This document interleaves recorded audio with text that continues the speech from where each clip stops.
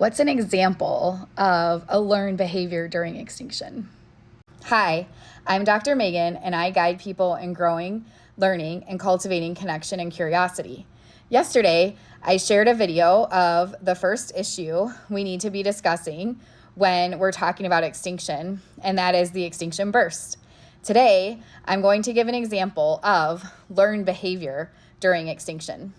It was really exciting to see how many people were commenting burst to learn more about other procedures we can use where we don't have to rely on extinction as the primary way of changing behavior, and we don't have to navigate an extinction burst. A few folks were wanting to see or hear about an example relating to learned behavior during extinction. So I'm going to go through a quick example with you, and if you can think of any others, please leave them in the comments for others to learn as well.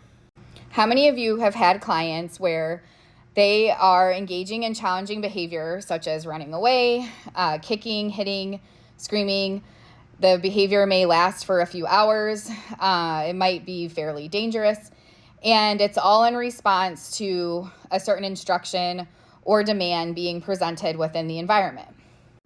Oftentimes, in most traditional behavior analytic service delivery, that type of behavior would be deemed escape-based, and a traditional escape extinction would be used where the demand is not removed and there's a follow-through, sometimes forced physical prompting, sometimes just words being repeated, but the point is the client is not allowed to do anything else until that instruction is followed.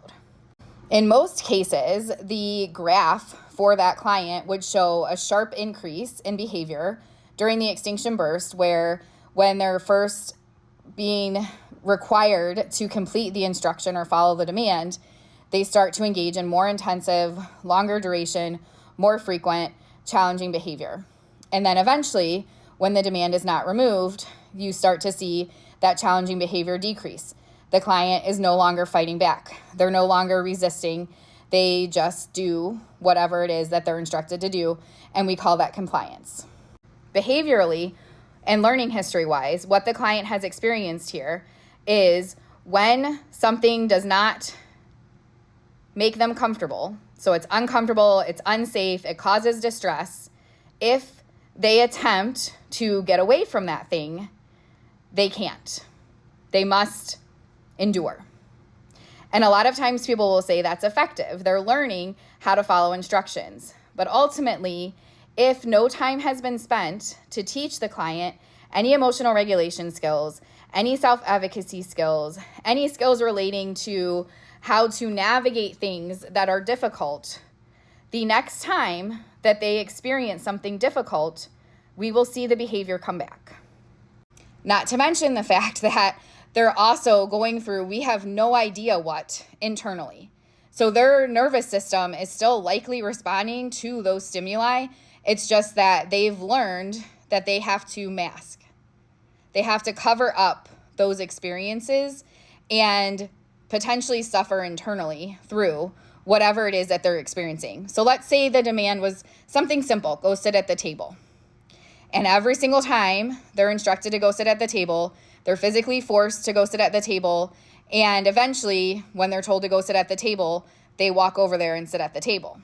That doesn't mean that they have learned how to navigate not doing something that feels good for them. Instead, we're actually creating a different response of doing something they're not comfortable with and forcing themselves to go through that process. That in and of itself is concerning, right? Because we're not teaching the entire realm of skills that are involved. If something does not feel right for you, how do you navigate that? We're not teaching any of that. All we're teaching is if something doesn't feel right for you, you shouldn't even try to get out of it, because there's no hope here. You will not get out of it. You must do the thing. So, as I already mentioned, as problematic as that is, the other issue is eventually a new set of stimuli will become present in their environment that they are uncomfortable with. That's bringing about that same level of initial discomfort that they experienced with sitting at the table. Possibly sitting at the table no longer brings about that level of discomfort as they've been forced to comply with that instruction, but something else will in the future. Something else will be uncomfortable, whether it's a noise, whether it's a different instruction, whether it's a certain animal. I have no idea. But as humans, we all have various things that cause us distress. So the very next time that something causes a higher level of discomfort, a higher level of distress, a higher signal of, I am not safe right now, hopefully you haven't completely suppressed their response for, oh no, I'm not safe, I need to protect myself, and they will work to protect themselves.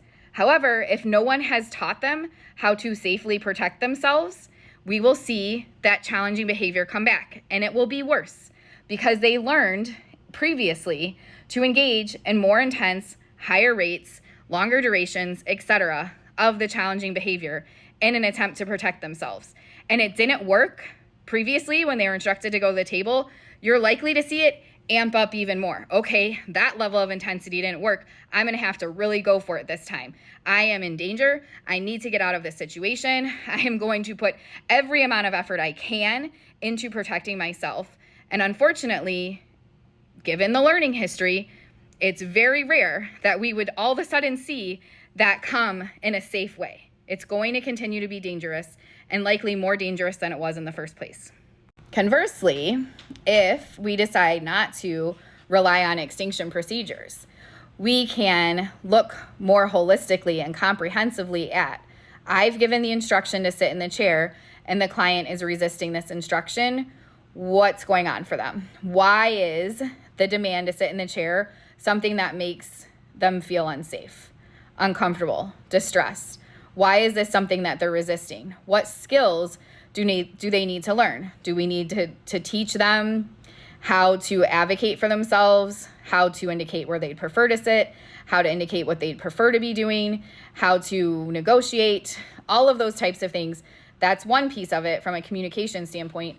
The other piece is the emotional regulation standpoint. Our nervous systems are operating all the time, right? Like that's part of being human.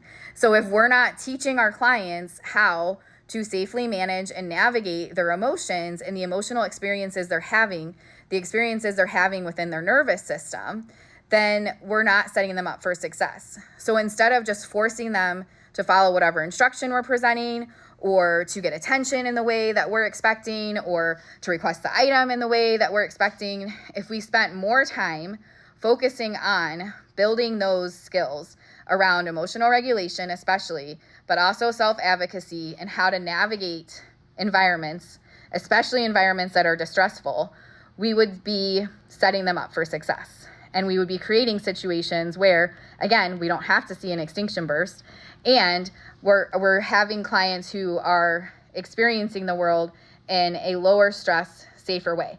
Will they experience it without stress completely? No, we're all going to experience stress. But when they experience something that's unsafe or uncomfortable or distressing, they will have the skills to navigate that in a way that serves them and that is safer for them. If this resonates with you and you managed to make it through this very long video, please give me a follow and comment your thoughts.